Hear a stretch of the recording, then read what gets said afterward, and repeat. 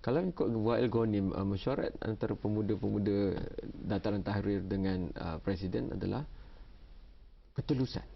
Mereka mahu selepas ni apa pun jenis takbirannya ada ketulusan dan mereka boleh nampak. Itu satu fakta yang menarik untuk kita perhatikan dan bagaimana itu nak dilaksanakan. Tetapi kini apa yang tak telus adalah reaksi serantau. Kerana kita tak boleh membacanya hanya sepintas lalu. Dalam satu negara jiran itu pun reaksi mereka terhadap apa yang berlaku di Mesir itu pelbagai sekali, mengikut pemilikan, mengikut individu dan sebagainya.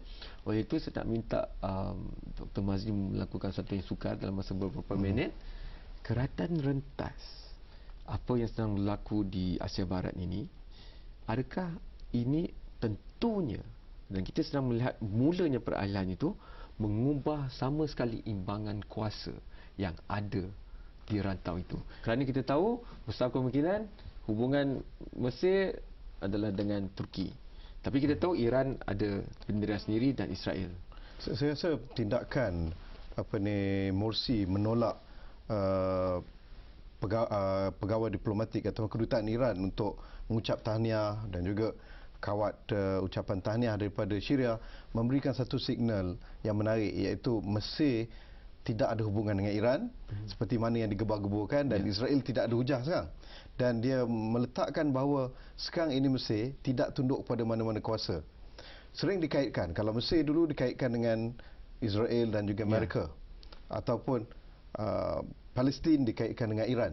Tetapi sekarang ini dia bagi signal tidak. Kami punya polisi kami sendiri, dan kalau kami deal dengan isu Palestin adalah mengikut rentak kami. Dan beliau memberikan jaminan bahawa segala perjanjian damai, segala yang disetujui sebelum ini akan diteruskan, tetapi dengan syarat dia kena bilateral. Dua-dua pihak kena menghormati. Jikalau Israel langgar, mereka juga akan langgar. Cuma satu perkara menarik ialah Shimon Peres di malam Morsi diisytiharkan menang. Kita malam lah di sana siang, beliau bagi komen. Dia kata pertamanya, Presiden dilantik dan kerajaan barunya tak akan dapat uruskan ekonomi. Dia kata bila tak dapat urus ekonomi, akhirnya mereka akan gunakan alasan Israel dan timbulkan perang dengan Israel untuk selamatkan imej mereka.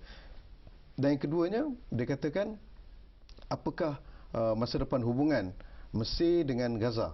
Yang kita tahu selepas saja Morsi menang, dibuka Rafah border itu, dan rakyat Palestin telah mula masuk ke Mesir dan vice versa lah. Jadi di sini menariknya ialah prejudice ataupun di Tel Aviv mereka sedang pening kepala. Tadi pun saudara Kam sebutkan mereka dah hantar tentera dekat sepadan Sinai dan sebagainya.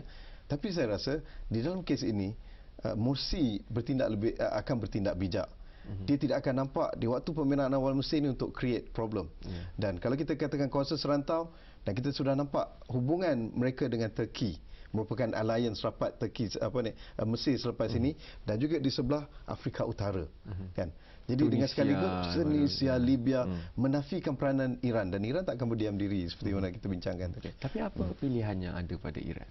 Kerana dulu mungkin ada Libya dan juga ada Syria, tapi mereka Turki pun sudah menghantarkan pasukan ketumbukan tentera ke sepadan dengan hampir dengan Syria dan sebagainya.